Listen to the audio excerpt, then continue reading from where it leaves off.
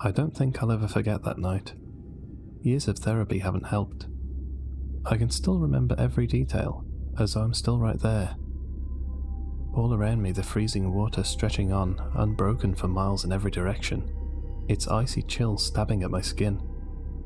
Nothing but pure darkness beneath me, my feet the only thing visible before the inky abyss.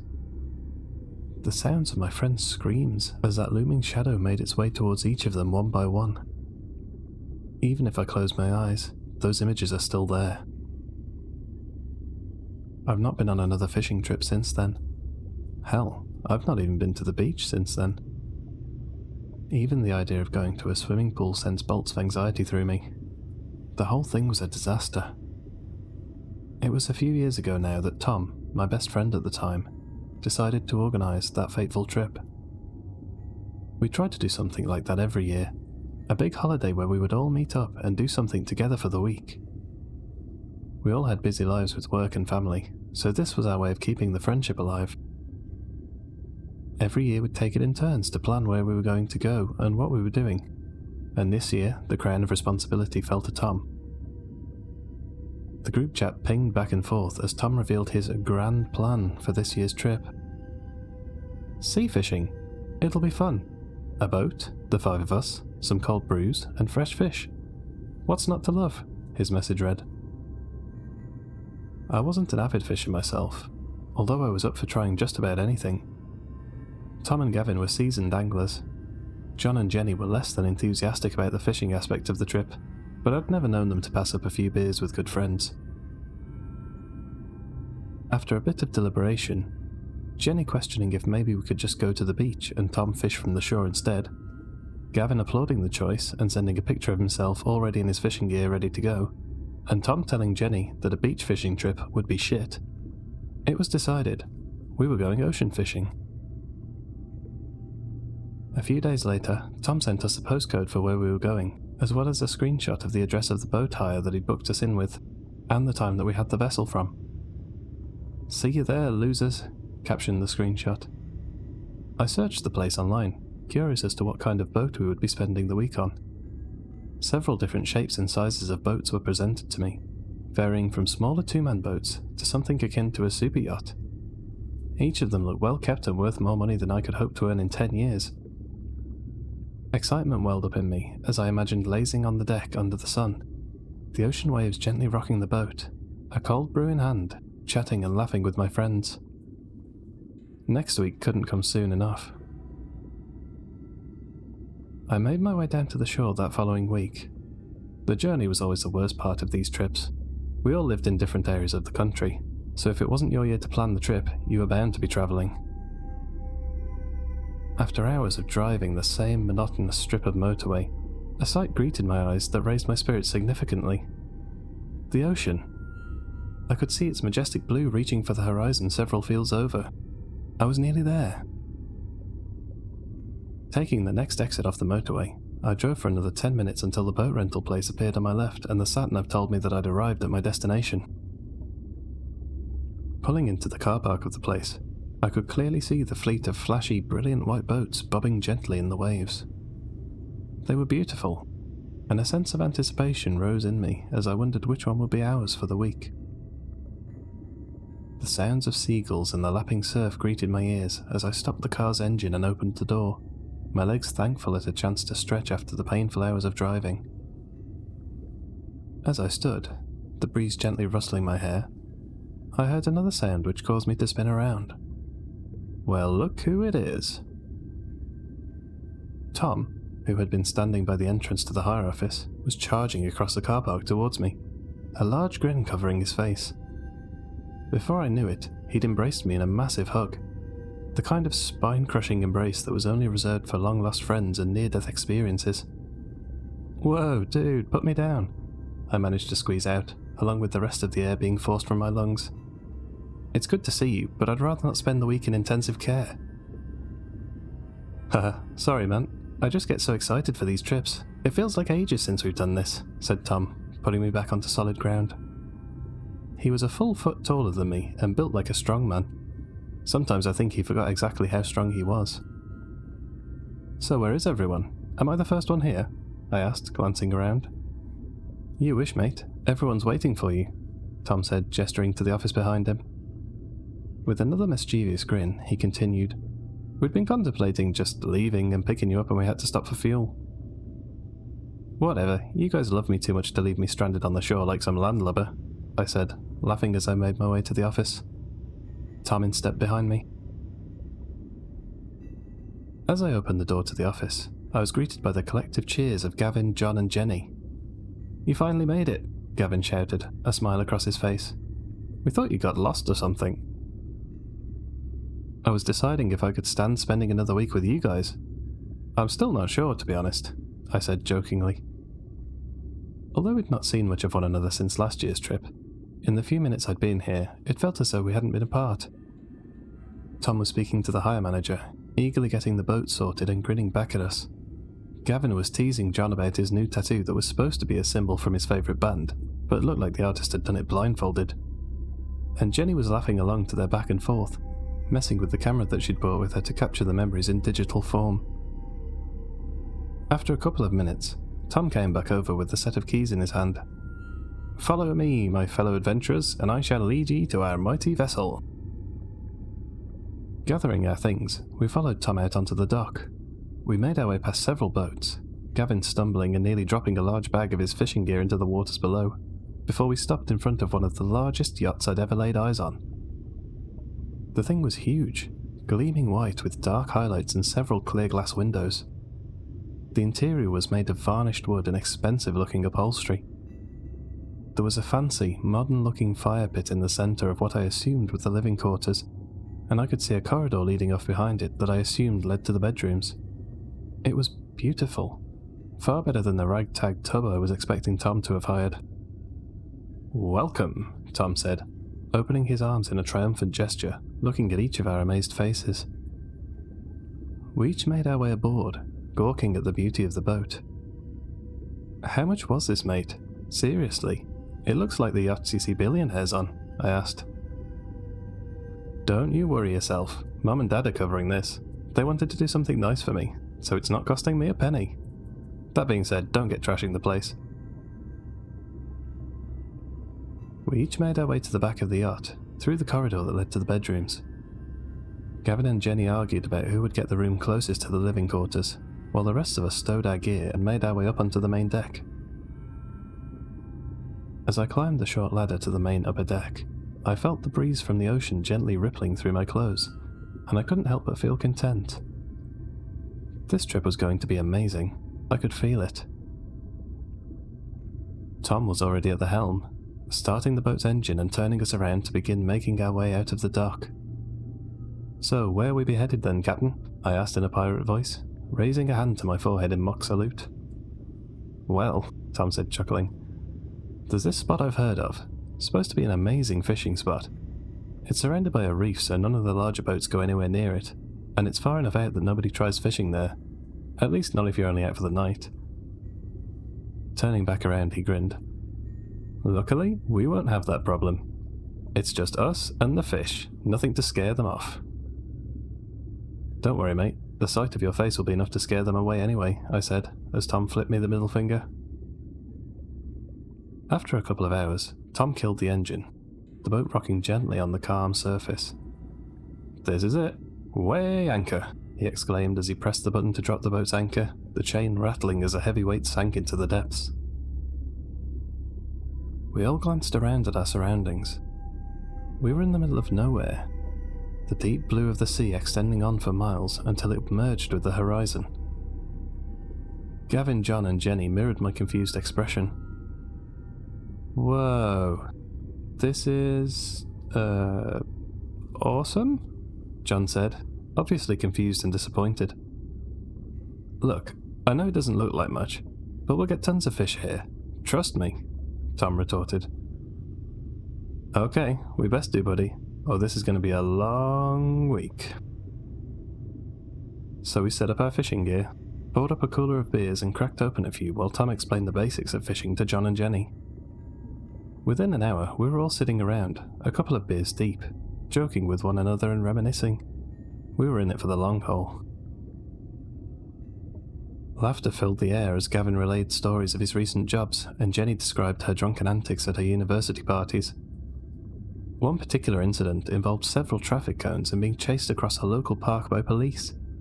Her story ended with her hiding in the bushes outside of her house, waiting for them to leave.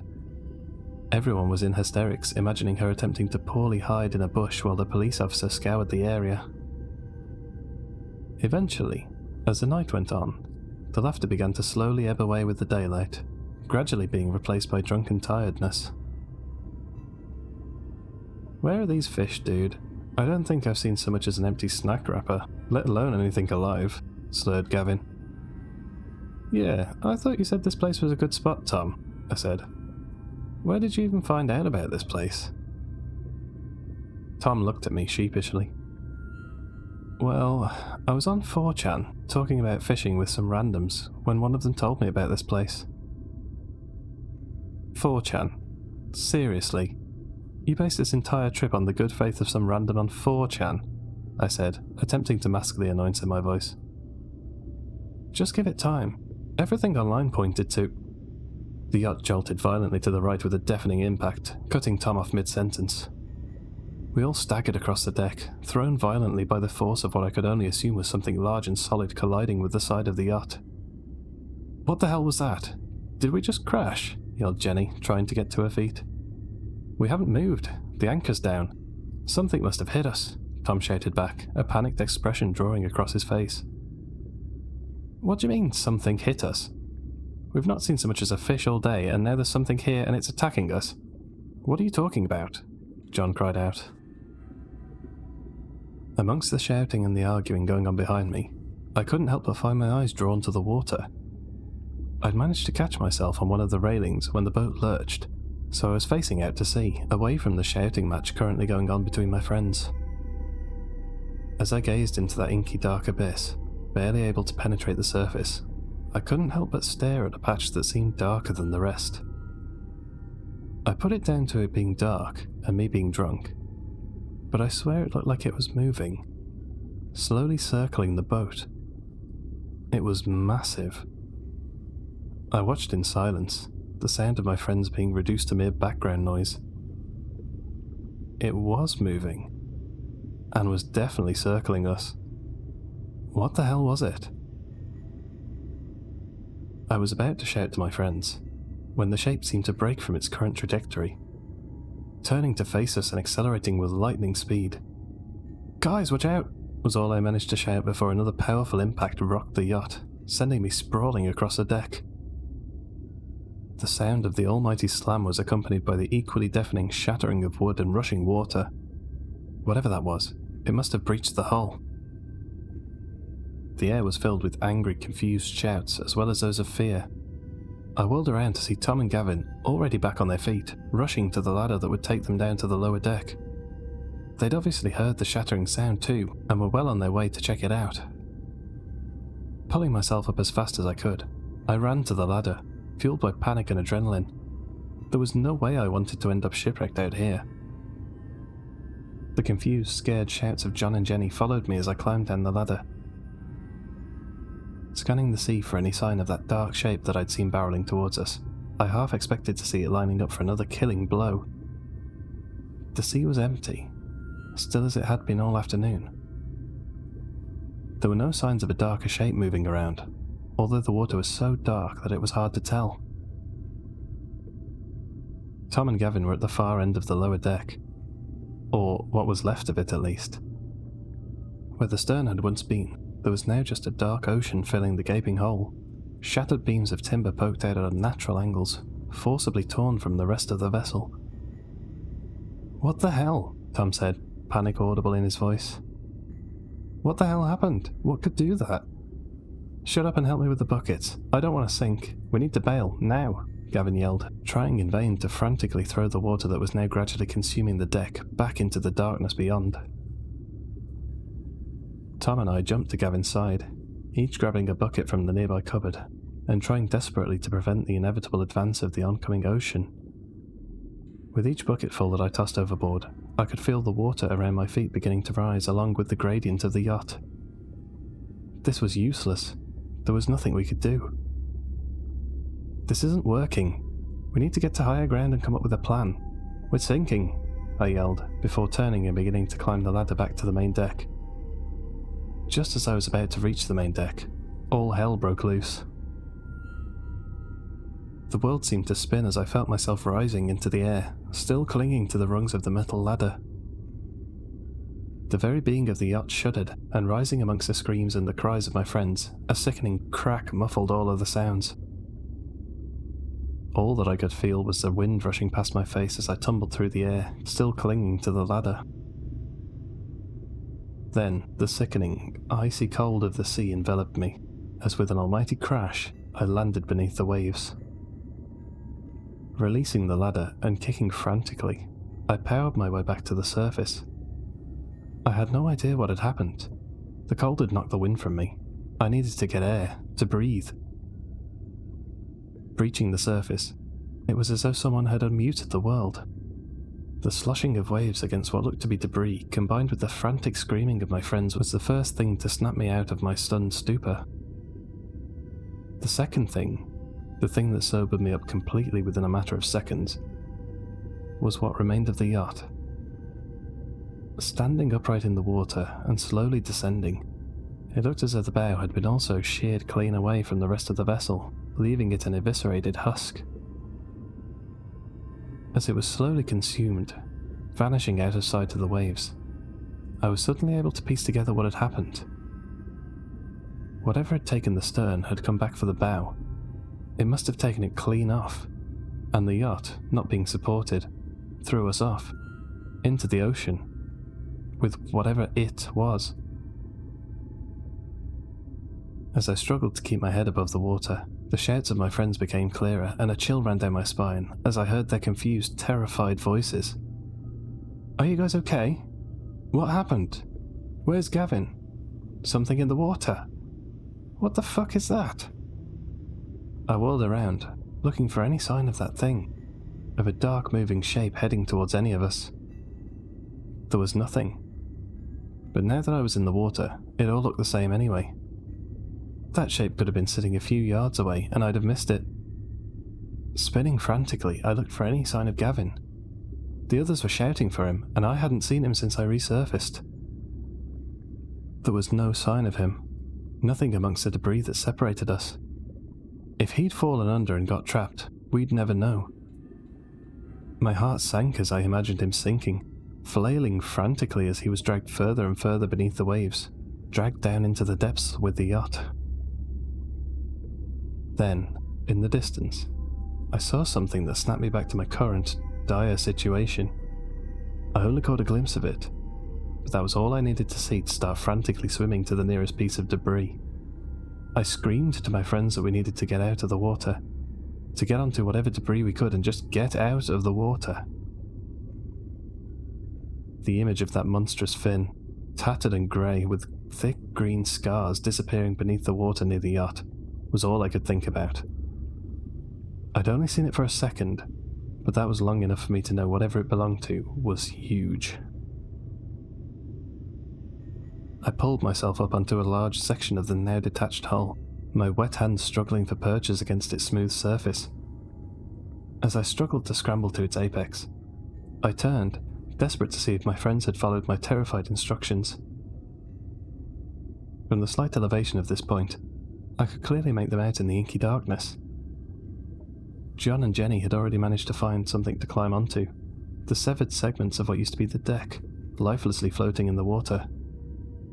Their heads were spinning, trying to make sense of what the hell just happened. Then, a shrill, ear-piercing scream from my left caused the blood to drain from my face. I snapped my head around to see Tom, still there in the inky waters, swimming towards me. His face was pale, and the expression of panic that coated it earlier now seemed to have evolved into that of full-blown fear.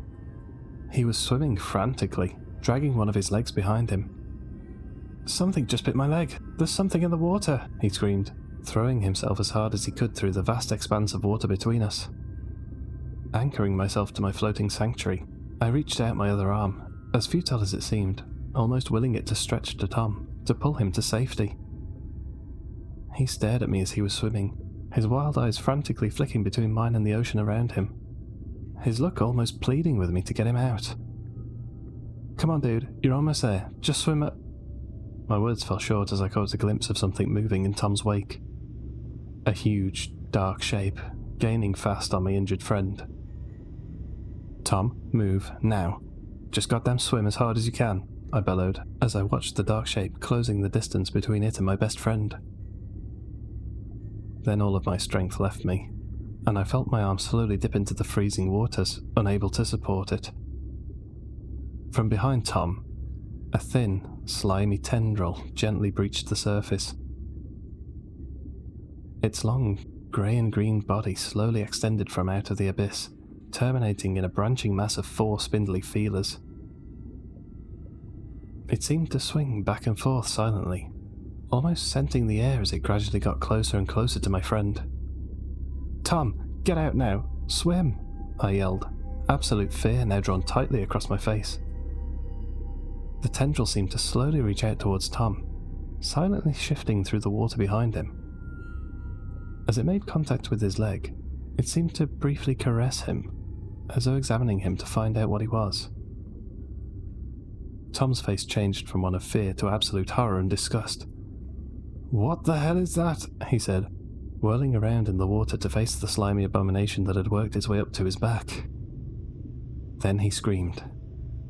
He screamed the loudest, most horrifying scream I think I've ever heard anyone scream.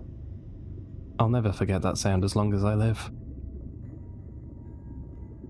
As though pained by the screech, the tendrils withdrew slightly, before shooting back towards Tom with lightning speed, wrapping itself tightly around his neck, the 4 feelers covering his mouth. Tom's face was now a mask of abject terror, his eyes frantically whirling around, looking for anything, any way out of this hell. His eyes briefly locked with mine, and I could see the absolute terror, the pleading fear within them, before a violent jerk from the tendril pulled Tom's head beneath the surface. The last thing I ever saw of Tom, of my best friend, was him frantically kicking and flailing, grappling with the tentacle that was slowly suffocating him, before he vanished from my sight into the inky blackness of the abyss below. My best friend, gone, just like that. This couldn't have been happening. It had to be some kind of nightmare. Rage began to well up from deep within me, and I let out a pained roar before falling back to the section of the deck. Fiery tears welled up in my eyes as the image of Tom's horrified face stared back at me in my mind's eye. I should have helped him. I should have jumped in, tried to pull the tentacle off, got him to safety. I should have done something, not just sit here and stare. He was my best friend, for God's sake. Shaking, I looked around, hearing shouts from John and Jenny.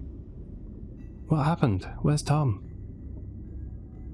It was like I was listening through a layer of cotton wool, like all of the sounds around me had been muffled. It took a great deal of effort to shake off the images of Tom being dragged down below, but right now I needed to focus on John and Jenny. We were still stuck here. We still needed to find a way out. "He's gone," I yelled back, wiping the tears from my eyes. "Gone? What do you mean, gone?" John shouted back angrily. "Oh God, no, this can't be happening," Jenny shouted, before sinking to her knees, her head in her hands.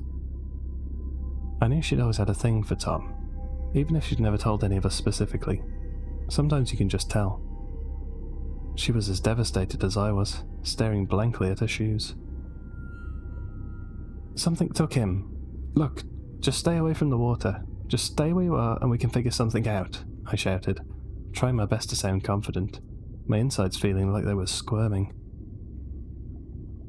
In truth, I had no idea what we could do. Our yacht was trashed. There was no one for miles in any direction, and hypothermia was likely to set in long before we'd be able to paddle our chunks of debris anywhere close to the land. And then there was this thing in the water. This huge, unknown thing. It had taken Tom, and with a chilling realization, I realized it had probably taken Gavin too. Who knows how long it was going to hang around, waiting for the rest of us.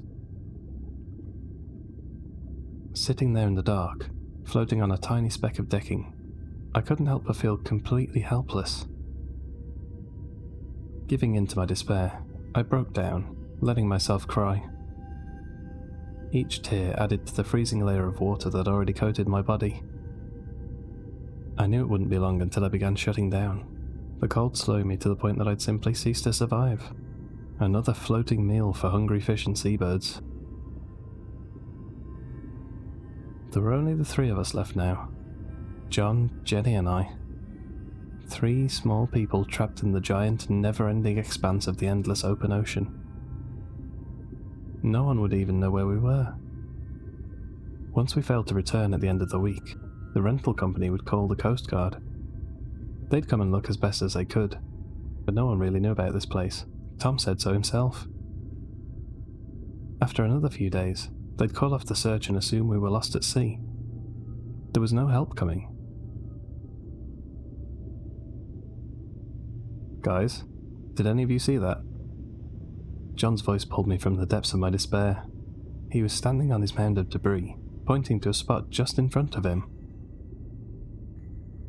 It looked like... John's words were abruptly cut short as his floating debris sanctuary was knocked violently from under him, landing in the icy water with a loud splash. Jenny and I both called out to him, frantically urging him to get back to safety, get out of the water. His head broke the surface, terrified and frantic, looking around for anything to clamber onto, and whatever had knocked him off in the first place. He'd been there for nearly 5 seconds, frantically splashing and turning, when he was violently yanked beneath the waves. Water filled his lungs, cutting off the sound of his final terrified scream. Jenny and I both yelled out, screaming in terror as we watched the bubbles where John had been slowly tapering out, getting weaker and weaker before stopping completely. This could not be happening. This thing. It was picking us off one by one. Jenny and I were the last ones left, but who knew how long that thing would wait before coming back for us?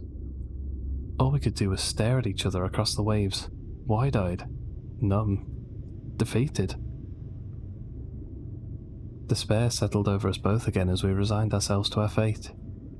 Even if someone did stumble upon us, neither of us would likely be rescued. All that would be found would be the remnants of the decimated yacht. No one would know what happened here. Jenny's frantic screaming filled the air, cutting through my thoughts like a knife. I turned to her, awestruck and terrified as the platform she was standing on was being slowly dragged away. She was standing, wide-eyed, screaming at the water beneath her. Completely helpless, I saw the dark shape that was clearly visible beneath her platform, pushing it away from the rest of the debris.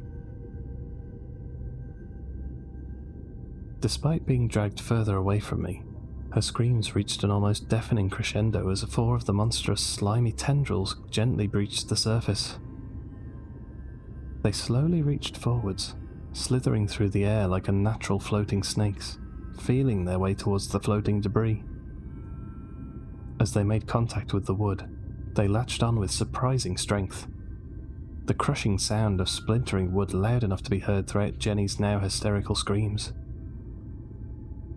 Then a crushing wave of realization hit me, as it began to tear away chunks of Jenny's sanctuary, hurling fragments of wood into the waters as it desperately tore away at the floating deck.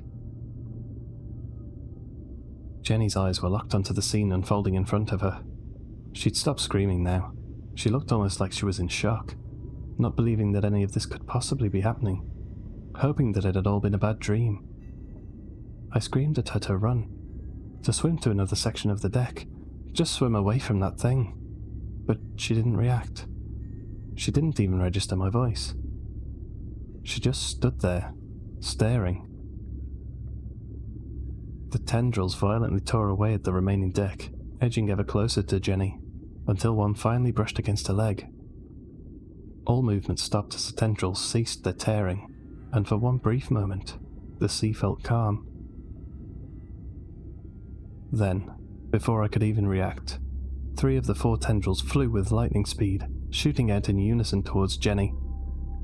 They wrapped themselves tightly around her neck, arm and leg before she had a chance to move, to even scream. Their touch snapped her out of her stupor, and she began to scream and writhe, violently kicking and pulling at the tendrils that she could reach. Pure survival instinct drove her as she fought to get free, before the fourth tendril reached out, the four feelers gripping the top of her head, aggressively throwing her into the air. I watched in unfathomable horror as they violently slammed her down into the floating deck, a sickening crack reverberating in my ears as her head connected with the hardwood of the deck. I only caught a glimpse of her face. The skin on one side was now hanging at an unnatural angle, her nose and mouth streaming blood before she was taken down into the deep. No sound left her lips as her head vanished beneath the surface. Only a short stream of bubbles followed before coming to a stop. Within a matter of seconds, the sea returned to its calm, still state. Everything was still. There were no sounds other than the lapping of waves against the flotsam. I was alone, standing in the middle of the ocean. I was numb. How could this be happening? That thing. It had taken them. Taken my friends. How long was it before it came for me? A slight movement to my right caught my attention, and a spur of hope raised within me as I saw something rising slowly to the surface. Had Jenny managed to break free from that thing? I watched with bated breath as the pale shape got closer and closer, steadily making its way to the surface.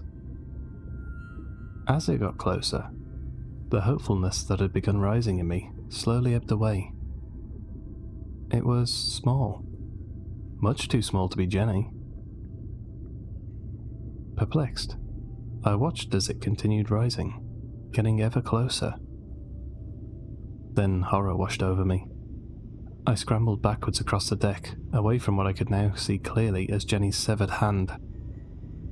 It breached the surface, rings and bracelets glinting in the moonlight. Floating among the debris, I could make out her hand and wrist, clearly leading down towards where her forearm should be. But all that seemed to remain were strands of torn skin, sinuous and raw. They drifted in the water like the tendrils of a grotesque jellyfish. The blood drained from my face, a cold sweat coating my already freezing brow as I vomited. The weight of my situation bore down on me. I was the only one left. They were gone, my friends, all taken, and I was next. It was just a matter of time till that thing came back for me, ready to drag me to the depths. With each passing moment, I could feel the weight of impending doom. That thing was lurking somewhere below. It had to be. Circling, waiting. I huddled on the debris, shivering from the cold, my eyes darting across a treacherous expanse, anticipating the next strike, waiting for the nudge to my makeshift raft that would signal my impending death. Jumping every time a wave lapped against any debris in the water, fearing that it was the creature, ready to breach the surface again for its final meal. I'd resigned myself to my fate, but the waiting was like torture. My mind started to play tricks on me. I saw shadows further out in the water, large dark spots in the already black sea. They disappeared whenever I focused on them, nothing more than a trick of the light. Sounds met my ears that couldn't possibly be real. My friends crying out, screaming for help, and the crashing sounds of the yacht being torn apart, the chugging of a diesel engine. Why couldn't that thing just take me now and end all this? I closed my eyes, pinching the bridge of my nose as I shook my head, trying to rid myself of the phantom sounds of my memories. Gradually they quieted down. All by the sound of the diesel engine. If anything, it seemed to be getting louder. I opened my eyes, confused. Scanning around, I could see blinding searchlights in the distance. A boat? There was no way that a boat should have been here.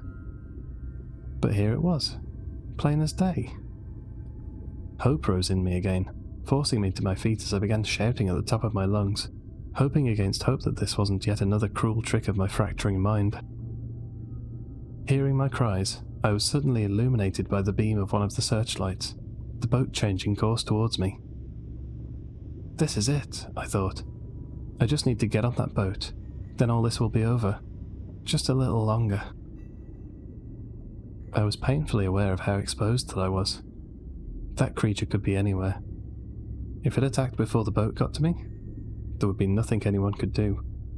I would be taken to the depths before anyone could register what had happened. Scanning the shipwrecked area again, my heart stalled as I saw it. That same huge fin, grey with green vein-like scars running through it, was slowly descending below the waves on my left, mere feet away. It seemed to be swimming away from me, away from the light. My legs felt weak and began trembling at the thought that that creature had been so close, perhaps only seconds away from ripping me from the surface. After what felt like hours, but in reality was likely just a few minutes, I could clearly make out the boat headed towards me. It was a large response boat. I could clearly see the symbol for the Coast Guard adorning the side of it.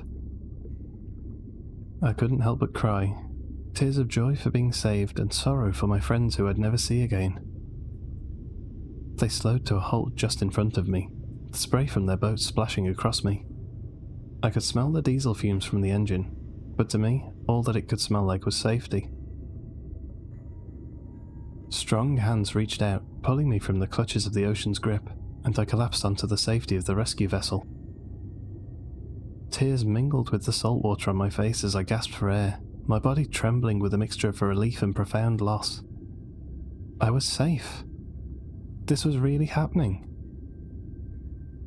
Looking over the side railing, I could see the debris field. What remained of the yacht was strewn as far as I could see, slowly being swallowed by the unforgiving sea. For a moment, only a brief moment, I swear I could see a dark shape, just on the edge of the searchlight illuminating the area. It waited there, still and on the outskirts of the beam. Terror welled up in me as I braced myself, awaiting its attack on the boat, shattering it as easily as it had the yacht. But the inevitable impact never came. The shape remained there, floating, watching, before turning away and disappearing into the inky abyss from whence it came. Relief washed over me, cleansing all the fear and tension, the pain and heartache I'd felt the entire time I'd been stranded in that horrific sea. The weight of the entire ordeal fell onto me, as though dropped from the heavens, no longer held at bay by adrenaline and fear. I collapsed, my body too tired to hold up even a finger. I was violently shivering, crying as one Coast Guard proceeded to wrap me in several blankets, carrying my limp form into the cabin in an attempt to keep hypothermia at bay. As he lowered me to the floor, my face must have been wearing that same terrified mask it had been contorted into for the past several hours, as he held up both of his hands in a calming gesture, slowly backing away. Easy now. You're safe. Don't worry. You're lucky we found you, he said soothingly. Boat hire place said there were 5 of you. Do you know where your friends are? Gone. They're all gone. Leave. Thing took them. Need to... go. I managed to utter in a broken speech before the weight of that exertion caused me to black out. When I awoke, I was in a hospital on the mainland. I'd been unconscious for a few days, and the doctors were not sure if I'd wake back up again. They told me if I'd been in the water for another few hours, then I probably wouldn't be here right now. They didn't know how right they were. Since that fateful night, I've struggled to make sense of what transpired. I carry the weight of survivor's guilt, haunted by the faces of my friends, their horrified expressions and ear-shattering screams ever present when I close my eyes. Out of morbid curiosity, I searched online for anything referring to the fishing spot that Tom had found, the place where we'd encountered that thing. I wanted to know if there was anything that might have warned us about that monstrosity beforehand, any sort of subtle hint or indication that something wasn't right. As terrible as it sounds, I wanted there to be something that could have avoided this entire tragedy, something to shift the terrible weight of survivor's guilt that I was feeling. If not, then I needed to let people know what had happened. I needed to warn anyone who might have thought it was a good idea to go there. Memories of Tom, Gavin, John, and Jenny flashed through my vision as I typed. What I found sent chills down my spine. After digging through link after link, I found myself presented with a series of news articles. There were several, each telling a similar story. Boat missing off the coast. Fishing trip lost at sea. Is this a new Bermuda Triangle? Reading through them, numbness began to crawl through me as I was forced to relive the events of that night. The articles each detailed boats that had been last seen going through an area that seemed to roughly match the coordinates that Tom had taken us to. They explained that even with the increased Coast Guard patrols, the frequency of these missing boats was only increasing. The only thing that they had ever managed to uncover from that site was debris. That is, until they found me.